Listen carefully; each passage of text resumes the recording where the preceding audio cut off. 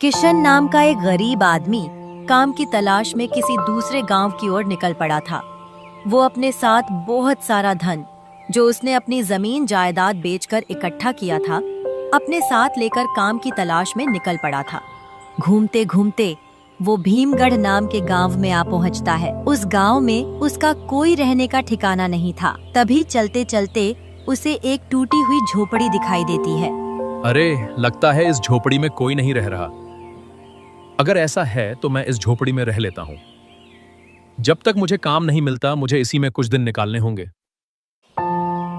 किशन अपने पैसे से भरी पोटली वहाँ नीचे रख देता है और थोड़ी देर वहाँ विश्राम करता है। अरे, अब तो बहुत देर हो गई है। लगता है सच में इस झोपड़ी में कोई नहीं रहता। अरे ये क्या? ये तो कोई पुराना संदूक लग रहा है। पता नहीं किसका होगा। अगर कोई नहीं आया तो इसे बाद में खोल के देख लूंगा। तब से किशन उस झोपड़ी में ही रहने लगता है। अगले दिन किशन उस झोपड़ी में सामान रखकर गांव की ओर निकल पड़ता है और ढूंढते ढूंढते जमींदार के घर आ पहुंचता है। नमस्ते जमींदार जी, मेरा नाम किशन है और मैं इस गांव में काम की तलाश में दूसरे गांव से आया हूं। मैंने सुना है कि आप इस गांव के जमींदार हैं और आपके यहां मुझे काम मिल सकता है। अच्छा, तो तुम दूसरे गांव से आए हो, पर तुम्हारा यहां रहने का बंदोबस्त कैसे हो पाएगा? देखो, मेरे पास जमीन तो बहुत सारी है और नौकर भी बहुत सारे हैं, पर मेरे पास जो जगह है उसमें मुश्किल से 10-15 नौकर पहले से रह रहे हैं, तो तुम्हें पहले रहने का बंदोबस्त करना होगा। जमींदार जी, मैं अपने गांव से आते वक्त अपनी सारी जायदाद बेचकर पर्याप्त धन लेकर ही इस गांव में आया हूं। वैसे मैंने रहने का बंदोबस्त कर लिया है। वो जो गांव के बाहर एक पुरानी झोपड़ी है, उसमें मैं रह रहा हूं और कुछ दिनों में थोड़ी सी जमीन लेके घर भी बनवा लूंगा। अच्छा, तो तुम उस पुरानी झोपड़ी में रह रहे हो। उस झोपड़ी में तो कई साल पहले एक बूढ़ा व्यक्ति रहता था, पर पता नहीं बाद में वो कहां चला गया। तब से उसका कोई अता पता ही नहीं। पर तुम्हारे पास तो धन है, फिर तुम काम की तलाश में मेरे पास क्यों आए हो? अपना कोई कारोबार क्यों नहीं शुरू कर लेते? नहीं जमींदार जी, मेरे पास सिर्फ 485 सोने के सिक्के हैं, जो थोड़ी जमीन खरीदने में और घर बनवाने में खर्च हो जाएंगे। उसके बाद तो मुझे काम करना ही पड़ेगा, इसलिए मैं आपके पास आया हूं। अच्छा, ऐसी बात है। ठीक है, कल से तुम मेरे खेत में काम कर सकते हो। किशन के जाने के बाद जमींदार मन ही मन हंस रहा था। कोई मूर्ख ही होगा जो अपने साथ लाए धन के बारे में ऐसे किसी को बता देगा। मुझे कुछ भी करके इस मूर्ख का सारा धन इससे छीन लेना होगा। उसी रात जमींदार अपने आदमियों को बुला लेता है। देखो मदन और छगन, गांव में किशन नाम का एक बकरा आया है, जो दूसरे गांव से कुछ दिन पहले हमारे गांव आया है। पर आते वक्त वो अपने साथ बहुत सारा धन लाया है। हम उस किशन पर मेरे घर से पैसे चुराए हैं, इस बात का झूठा आरोप लगा देंगे और गांव के मुखिया से उसके घर की तलाशी लेने को कहेंगे। और मुझे ये भी पता है कि उसके पास कितना धन है। हम कल गांव में अफवाह फैला देंगे कि किशन एक चोर है और उसका सारा धन छीन लेंगे। वाह सरकार, क्या दिमाग पाया है। सच में आपके बुद्धि का तो कोई जवाब ही नहीं। अगले दिन गांव के चौराहे पर जमींदार, मुखिया और अन्य गांव वालों को बुलाता है। सुनो सुनो गांव वालों और मुखिया जी, कल रात मेरे घर में किशन नाम के एक व्यक्ति ने डाका डाला है, जो इस गांव का बिल्कुल नहीं है, और मैंने उसे अपने घर की सारी जानकारी दी और अपने पास काम भी दिया है, और उसी रात मेरे घर में घुसकर उसने चोरी की है। पर जमींदार जी, भला दूसरे गांव के व्यक्ति को तुम्हारे तिजोरी में रखे पैसों का पता कैसे चल गया? मुखिया जी, मेरा भोलापन मार खा गया। कल रात वो किशन मेरे घर पे काम ढूंढने के बहाने आया था। बेचारा अपनी गरीबी की कहानी सुना रहा था और तभी मुझे उस पर दया आई और मैंने अपनी सारी जानकारी दी और उसे अपने पास काम भी दिया है, और उसी रात उसने चोरी की है। पर क्या तुम्हें पता है, ये किशन जिसके बारे में तुम मुझसे बात कर रहे हो, वो कहाँ हो सकता है? हाँ मुखिया जी, हमें पता है वो कहाँ पर रहता है, पर उसे पता नहीं कि उसने मेरे घर में चोरी की है। इस बात की मुझे जानकारी है और मेरे पास ये पक्की खबर है कि वो और कुछ दिन इस गांव में रुककर आपके घर भी चोरी करने वाला है और गांव में कुछ अमीर किसानों को भी लूटने वाला है। बहुत शातिर चोर है वो। मैं दावे के साथ कह सकता हूँ कि उसने मेरे घर में घुस के 485 सोने के सिक्के चुराए हैं। अगर हम जल्द से जल्द उसके घर जाके उसकी जांच नहीं करेंगे तो शायद वो सारा धन कहीं और छुपा देगा। अच्छा तो ये बात है, चलो जल्दी जाते हैं, अभी उसे जाके अच्छा सबक सिखाते हैं, तभी उस चोर की अक्ल ठिकाने आएगी। तभी सभी गांव वाले और मुखिया जी उस जमींदार के साथ किशन के झोपड़ी के बाहर आ जाते हैं। ऐ चोर के बच्चे, बाहर आ तू, वरना दरवाजा तोड़कर अंदर आना पड़ेगा।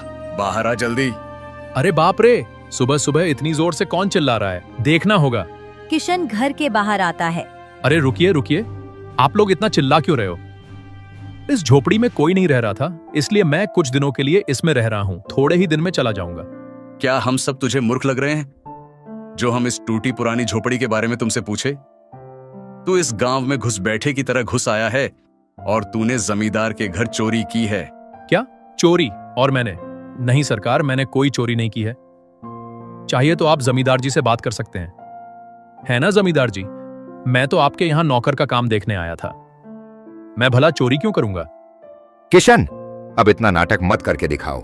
मुझे पता है मेरे घर से चोरी तुमने ही की है। मैं दावे के साथ बता सकता हूँ कि तुम्हारे पास 485 सोने के सिक्के हैं जो मेरे हैं। क्या जमींदार जी, आपको तो ये बात मैंने ही कल बताई थी कि मेरे पास 485 सोने के सिक्के हैं। देखो देखो, चोरी की है, पर चोर अपनी सफाई के लिए कैसी बात कर रहा है। चोरी तो चोरी, ऊपर से सीना चोरी। मुखिया जी, जल्दी से इसके घर की तलाशी लीजिए, ये चोर बहुत शातिर है। हाँ चलो रे सभी लोग, इसके घर में देखो सोने के सिक्के हैं या नहीं। जी मुखिया जी, चलो रे सब लोग। पर मुखिया जी, मेरी बात तो सुनिए, मैंने चोरी नहीं की है। गांव वाले किशन के घर में छानबीन करते हैं तो उन्हें किशन ने जो सोने के सिक्के लाए थे वो एक झोली में रखे मिल जाते हैं। ये देखिए मुखिया जी, इसके घर में बहुत सारे सोने के सिक्के मिले हैं। क्या रे, तू खुद को गरीब बोल रहा है और फिर तेरे पास इतने सारे सोने के सिक्के आए कहां से? नहीं मुखिया जी, ये पैसे तो मैं अपनी सारी जमीन और जायदाद बेचकर जमा किए थे और नए जीवन के खोज में यहाँ आया था। देखो मुखिया जी, कैसे झूठी सफाई दे रहा है। अब देखते हैं अब ये झूठ बोल रहा है या सही बोल रहा है। अगर इसमें 485 सिक्के मिले तो तेरी खैर नहीं। चलो रे तुम लोग सिक्के गिनो। गांव वाले सारे सिक्के गिनने लगते हैं। हाँ जमींदार जी, इसमें तो 485 सिक्के हैं। देखा ना, चोर पकड़ा गया। मतलब ये सारा धन जमींदार जी का है। नहीं मुखिया जी, आपके साथ गलतफहमी हो रही है। लगता है ये जमींदार की सोची समझी साजिश है, वो मेरा धन मुझसे छीनना चाहता है। अब बहुत हुआ युवक, तुम्हारी चोरी साबित हो गई है। खैर करो कि तुम्हें अभी तक किसी ने पीटा नहीं। अब तुम्हें मैं आखिरी चेतावनी देता हूं, आज रात तक इस गांव से दूर निकल जाओ और कल इस गांव में दिखना भी मत। अगर दिख गए तो लोग तुम्हारा मार मार कर ऐसा हाल कर देंगे कि जिंदगी भर याद रखोगे। ऐसा बोलकर सभी लोग वहां से चले जाते हैं। हे ऊपर वाले, मैंने किसी का क्या बुरा किया है जो आज मेरे साथ ये सब हो रहा है? पहले तो मेरे माता पिता मुझसे छीन लिए और बाद में मेरी पत्नी को भी उठा ले गए। किशन इतना कहकर बहुत रोने लगता है। रोते रोते किशन की नजर संदूक के ऊपर जाती है। अरे मैं तो इस संदूक को खोलना भूल ही गया। देखता हूँ इसमें कुछ मिल जाएगा, कुछ अच्छा मिल जाएगा तो बहुत मदद हो जाएगी। जैसे ही किशन उस संदूक को खोलता है, उससे एक रोशनी बाहर आती है और संदूक से गहरी आवाज आने लगती है। देखो किशन, मुझे तुम्हारी परिस्थिति के बारे में पता है। इस वक्त तुम बहुत परेशान हो क्योंकि तुम्हारे साथ छल हुआ है, जैसे मेरे साथ हुआ था। पर तुम कौन हो और तुम इस संदूक के अंदर क्या कर रहे हो? मैं इस गांव का पुराना मुखिया हूँ। कुछ साल पुरानी बात है, जब मैं इस गांव का मुखिया था और मेरा बच्चा छोटा था, तब इसी जमींदार ने मुझसे छल करके मेरी कई सारी जमीन अपने नाम करवाई थी और मुझे मारकर इस संदूक में बंद करके नदी में फेंक दिया था। पर उस वक्त मैं मरा नहीं था, मेरी आत्मा अभी भी उस संदूक में ही बंद हुई थी। बहते बहते वो संदूक कुछ चोरों के हाथ लगी। वो चोर संदूक को उठाकर जंगल ले आए, पर जैसे ही उन्होंने संदूक को खोला, उन्हें सिर्फ मेरी लाश ही मिली। कई महीने ऐसे ही बीत गए। कुछ दिनों बाद वहां से एक साधु गुजर रहा था। उसने तुरंत मेरी अस्वस्थ आत्मा को पहचान लिया और मुझे संदूक से बाहर आने का आदेश किया। उस साधु को पहले ही सारी घटना पता थी। सृष्टि के कल्याण के लिए तुम्हें इस धरती से जल्दी से मुक्ति पानी होगी, पर क्योंकि तुम अतृप्त आत्मा हो, तुम्हें मुक्त करने के लिए किसी मेहनती और ईमानदार आदमी की जरूरत होगी। दिल से साफ और मन से पवित्र हो, ऐसे व्यक्ति की जरूरत होगी। जैसे ही वह व्यक्ति इस संदूक को खोलेगा, तुम जल्दी ही इस संसार से मुक्ति पा सकोगे। और बाद में एक बूढ़े लकड़हारे ने मुझे जंगल से उठाकर इस घर में रख दिया। कुछ साल पहले ही वो बूढ़ा लकड़हारा बीमारी के चलते मर गया। अब लगता है वो समय आ गया है। तुम ही हो जो मुझे इस संसार से मुक्त करवा सकते हो। ठीक है, पर तुम्हारी आत्मा को शांति कैसे मिलेगी? शांति मिलने के लिए मुझे उस जमींदार का अंत होते हुए देखना है। उसने मेरे जैसे कई लोगों को ठगा है, जैसे तुम्हें आज ठगा है। पर एक समस्या है, मैं चाहकर भी इस संदूक से दूर नहीं जा सकता, इसलिए मुझे तुम्हारी मदद चाहिए। कैसी मदद चाहिए आपको? मैं करने के लिए तैयार हूँ। मुझे भी अपना धन उस जमींदार से वापस चाहिए। तुम्हें इस जादुई संदूक को अपनी ईमानदारी साबित करवानी होगी। तुम्हें ऐसे 3 अच्छे कर्म करके अपनी सच्चाई साबित करनी होगी। ठीक है, फिर मैं दूसरे गांव जाकर लोगों की मदद करूंगा और अपनी ईमानदारी और सच्चाई और अच्छे कर्म को साबित करके लौटूंगा। ठीक है, पर तुम जल्द से जल्द लौट आना, क्योंकि ये जमींदार इस गांव के मुखिया के खिलाफ भी बहुत बड़ी साजिश रच रहा है। हाँ ठीक है, मैं जल्दी ही लौट आऊंगा। किशन सूर्योदय होने से पहले ही दूसरे गांव की तरफ निकल पड़ता है। वो बहुत दूर चलने के बाद एक गांव के सीमा के पास आ पहुंचता है। लगता है मैं पहुंच गया दूसरे गांव। देखते हैं मैं क्या कर सकता हूँ। किशन चलते चलते एक मंदिर के पास आ पहुंचता है। थोड़ी देर वो मंदिर के पास बैठकर विश्राम करने की सोचता है। तभी वो देखता है कि एक बुजुर्ग व्यक्ति मंदिर की ओर आ रहा है, जिसके पैरों से खून बह रहा था। बाबा, आपके पैरों से खून बह रहा है, आपको दर्द नहीं हो रहा? बेटा क्या करूं, मैं बहुत गरीब हूं। मैं अब इतना बूढ़ा हुआ हूं कि कुछ काम भी नहीं कर सकता। बस इस मंदिर में ही रहता हूं और यहाँ वहाँ भीख मांग के खाता हूं। पैरों में कंकड़ और कांटे चुभ के मेरे पैर ऐसे हो गए हैं। अच्छा बाबा, तो ऐसी बात है। आप एक काम कीजिए, आप मेरी ये चप्पल रख लीजिए। मैं काम करके अपने लिए दूसरी चप्पल ले लूंगा। सच में बेटा, तुम बहुत अच्छे हो। आज कई लोगों ने मेरी तरफ देखा पर किसी ने मेरी मदद नहीं की, पर आज तुम पहले ऐसे व्यक्ति हो जिसने मेरी तकलीफ को समझा है। ईश्वर तुम्हारा कल्याण करे बेटा। किशन अपनी चप्पल वही बुजुर्ग व्यक्ति को देकर आगे बढ़ता है। चलते चलते वो थोड़ी दूरी पे जाता है। वहां वो देखता है कि एक साधु पेड़ के नीचे बैठा है, जो अस्वस्थ नजर आ रहा था। प्रणाम साधु महाराज। भगवान तुम्हारा भला करे। बोलो बेटा, क्या समस्या है तुम्हें? साधु बाबा, मैं तो ठीक हूँ, पर आप जरा अस्वस्थ लग रहे हैं। क्या मैं आपकी कुछ मदद कर सकता हूँ? हाँ बेटा, समस्या तो है। मैंने 2 दिनों से पानी का एक बूंद नहीं पिया। बहुत प्यास लग रही है, ऊपर से ये गर्मी कितनी ज्यादा है। ठीक है साधु बाबा, मैं आपके लिए पानी ले आता हूँ कहीं से। बेटा, इस गांव में दूर दूर तक पानी नहीं है। बहुत से कुएं सूख गए हैं। साधु बाबा, आप चिंता मत कीजिए, मैं आपके लिए पानी जरूर ढूंढ लाऊंगा। धन्यवाद बेटा, भगवान तुम्हारा कल्याण करे। किशन पानी की खोज में निकल पड़ता है। वो दूर दूर तक पानी ढूंढता है, पर उसे कहीं भी पानी का बूंद तक नहीं मिल पाता। अरे बाप रे, ये तीसरा कुआं है, पर यह भी सूखा ही निकला। किशन ढूंढते ढूंढते चौथे कुएं के पास आता है। अरे ये क्या, इसमें थोड़ा पानी दिखाई दे रहा है, पर यह कुआं तो गहरा है। पर मुझे कुछ भी करके साधु बाबा की प्यास बुझानी होगी। हे ऊपर वाले, मदद करना मेरी। किशन धीरे धीरे कुएं में उतरता है और एक बोतल पानी लेकर वापस निकल पड़ता है। गर्मी बहुत तेज थी और ऊपर से किशन नंगे पैर चल रहा था, इसलिए उसके पैर भी बहुत ज्यादा तप रहे थे। हे भगवान, इतनी गर्मी में तो मेरे पैर ही जल जाएंगे। एक काम करता हूँ, उस पेड़ के पत्ते पैर के नीचे बांध लेता हूँ, थोड़ी राहत मिल जाएगी। किशन एक पेड़ के नीचे बैठकर उसके पत्ते तोड़कर अपने पैरों के नीचे बांधने लगता है, जिसके कारण उसे थोड़ी राहत मिलने लगती है। किशन पानी लेकर साधु बाबा के पास आता है। ये लीजिए बाबा, मैं आपके लिए पानी लेकर आया हूँ। किशन उन साधु बाबा को पानी पिलाता है। साधु बाबा पानी पीकर तृप्त हो जाते हैं। हे युवक, तुम्हारा कल्याण हो। तुमने आज इस प्यासे को पानी पिलाकर बहुत पुण्य का काम किया है। भगवान सदा तुम्हारी रक्षा करे। वैसे तुम कहाँ जा रहे हो? तुम इस गांव के तो नहीं लग रहे। हाँ साधु बाबा, मैं इस गांव का नहीं हूँ। मैं किसी खास मकसद से यहाँ आया हूँ। किशन अपनी सारी कहानी उन साधु बाबा को बता देता है। अच्छा, ऐसी बात है। बेटा, तुम सच में नेक दिल इंसान हो।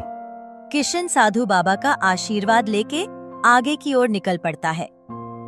मैंने 2 अच्छे काम तो कर लिए, अब तीसरा काम क्या हो सकता है? ऐसे सोचते सोचते किशन जंगल से गुजर ही रहा था, तभी उसे एक घायल हिरण जाल में फंसा हुआ दिखाई देता है। हे भगवान, किसने इस मासूम हिरण को इस जाल में बंद किया होगा? लगता है कोई शिकारी ही होगा। मुझे इस हिरण को जल्द से जल्द इस जाल से मुक्त करना होगा, वरना पता नहीं शिकारी इस बेचारे के साथ क्या करेगा। किशन उस हिरण को जाल से मुक्त कर देता है। हिरण वहाँ से तेजी से दौड़ पड़ता है। थोड़ी देर बाद वहाँ पर एक शिकारी आता है। अरे ये क्या? अब तक इस जाल में हिरण फंस जाना चाहिए था। मैंने हिरण पर इस और हमला किया था। ये क्या? ये आदमी इस वन में क्या कर रहा है? जरूर कोई सड़किया होगा। अरे भाई साहब, क्या तुमने इस जाल में हिरण को फंसता हुआ देखा? नहीं शिकारी, पर मैंने हिरण को इस ओर भागते हुए जरूर देखा है। अरे ये हिरण तो बहुत चालाक निकल गया। ठीक है, मुझे भी इसी ओर जाना होगा। ऐसे झूठ बोलकर किशन हिरण को शिकारी से छुटकारा देता है। किशन को अब चलते चलते शाम हो जाती है। उस मुखिया की आत्मा ने कहा था कि एक दिन में 3 अच्छे काम किए तो ही उनको संदूक से बाहर निकाला जा सकता है। क्या करूं? अब तो रात होने को आ रही है। अब वापस अपनी झोपड़ी की ओर ही चला जाता हूं। किशन अपने झोपड़ी के पास वापस आता है, तभी उस संदूक से आवाज आती है। क्या तुमने 3 अच्छे काम किए? नहीं मुखिया जी, मैंने सिर्फ 2 ही अच्छे काम किए हैं। मुझे कल वापस से प्रयास करना होगा। ठीक है, अब इस संदूक को बंद करके रखना, और जब कल तुम अच्छे काम करके वापस आओगे तभी वापस खोलना। ठीक है, मैं अभी बंद करता हूँ। जैसे ही किशन उस संदूक को छूता है, मुखिया की आत्मा उस संदूक से बाहर आती है।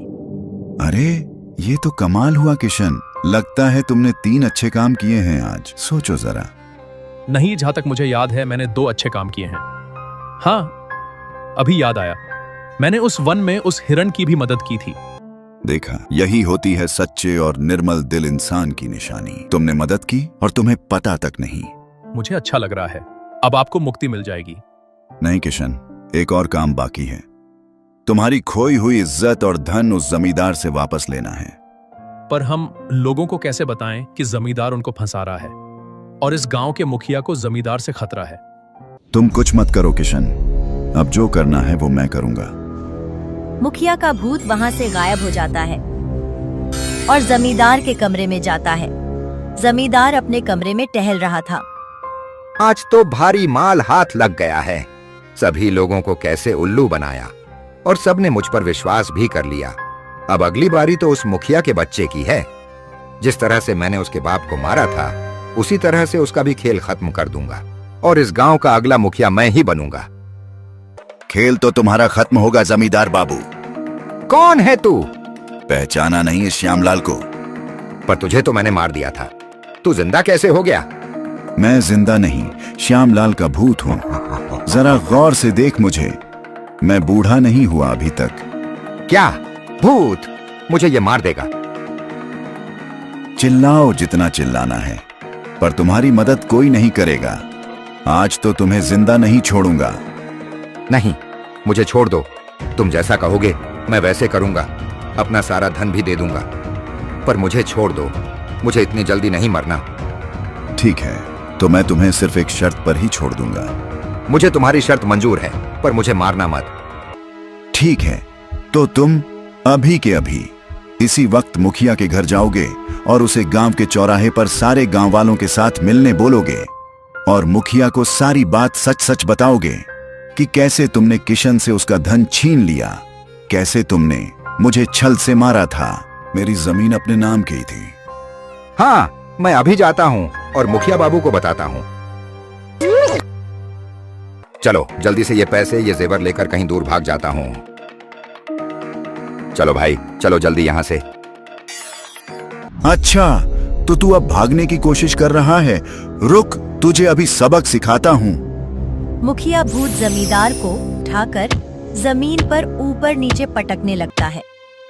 छोड़ दो मुझे, मेरी समझ में आ गया है। तुम जैसा बोल रहे हो वैसा ही करूंगा। माफ कर दो। तुझे माफ कर दूं? तू तो बहुत गिरा हुआ इंसान है।